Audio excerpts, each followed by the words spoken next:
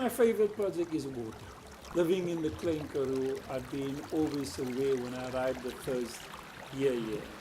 There was a few areas who had water embargoes on them where basically you could only use so much water. So my favorite project was thinking for months, how do we start a project that basically saved water? And so I started with a small project of 15 houses and fixing all their leaks, from the taps to the toilets to the bathroom and the pipes. And me and a group of 6 other volunteers, we started that. And that basically grew now to the next one where we fixed 225 houses, to another one which we fixed 110. And at this moment we're putting together another project which in the next couple of weeks we're going to fix another 100 houses. And all that together is saving, which I believe it saves at least 400 or 500 kiloliters of water a year. And in an area like this, we need the water for agriculture, but we also need that water because if we save that water, we can use that resource to build agricultural projects. And that's what I'm working always, how do we build the next one? By conserving this one, we could build this one.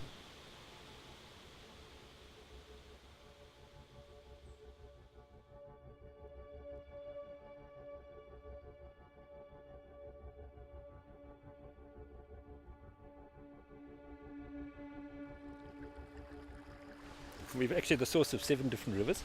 From those rivers is about 87% of Cape Town's water supply. And this is why it's so important that the biospheres work together. If you take the Breeder River, it starts in our biosphere, it goes into one ocean.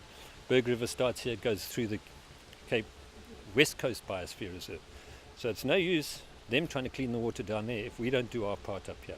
So rivers are the connection between humans, between nature, between different biospheres, between cities, between mountains and sea. If you just look at rivers, that's the veins, that's the arteries that we live with. 2 of the rivers that supply Port Elizabeth, one is a tributary and has its headwater in one of our corridors, and the other is the Krom River, which also has a headwater in one of our corridors.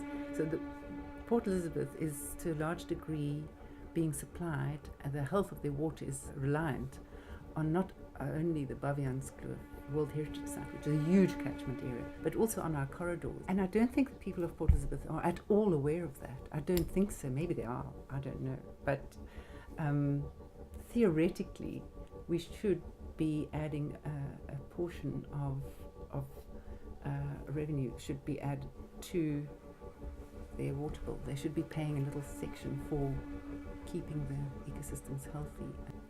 Mr. X has 10 kilometers of river frontage and isn't cleaning his aliens. But this one has 2 kilometers and is cleaning the aliens. Now, we need to dish out the funding to these people for clearing the aliens and keeping the river healthy.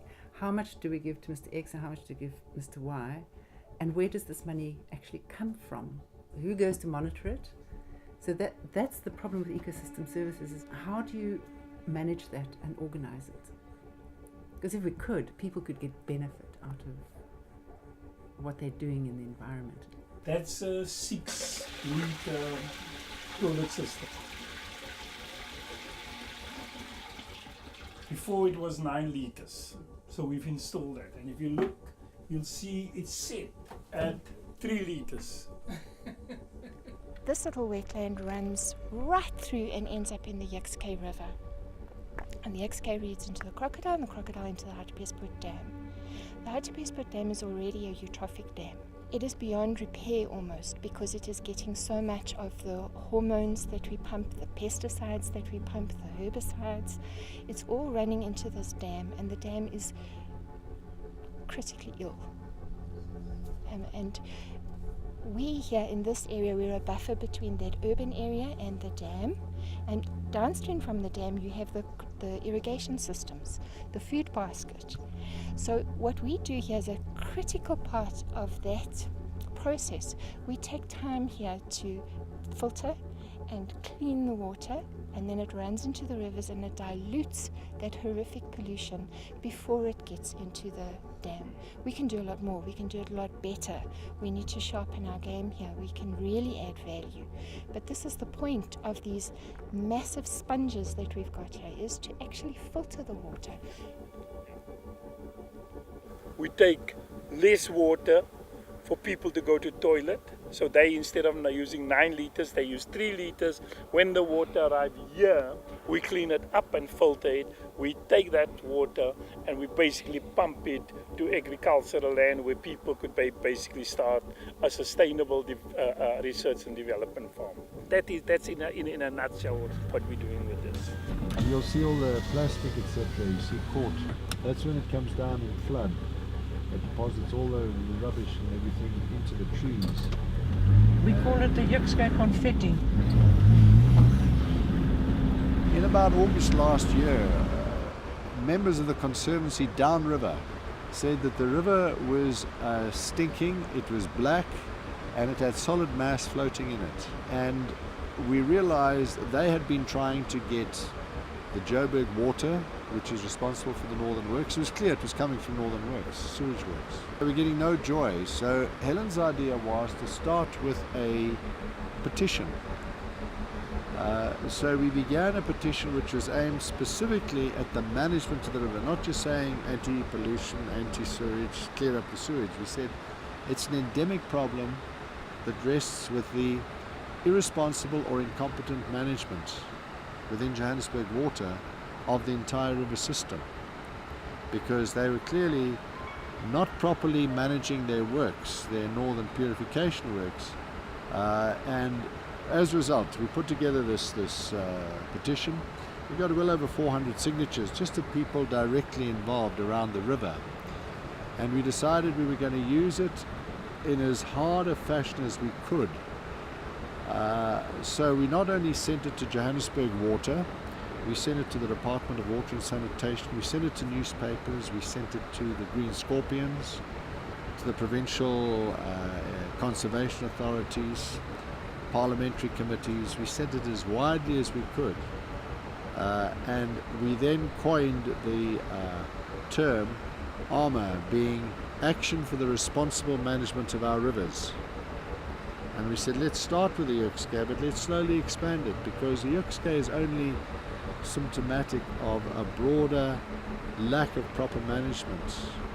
And as a result of that, we got a very positive response from Johannesburg Water, in the sense that they immediately addressed some of the problems and admitted things like the fact that their sludge dams had never been cleaned in decades, and as a result they were continually overflowing, and they overflowed directly into a channel that ran directly into the Yuxco. Johannesburg Water then agreed at a public meeting to set up a monthly water forum to include not only Johannesburg Water but members or officials from the Department of Water and Sanitation, with the idea being that we would begin to address solutions or find solutions to problems. So it was a case of how do we cooperate, which is the essence of a biosphere.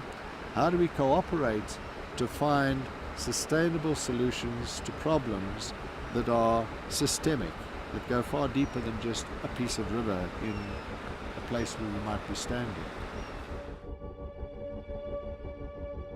This is a sick river. This is not a healthy river. This is just one of the interventions that needs to happen to try and clean up this river.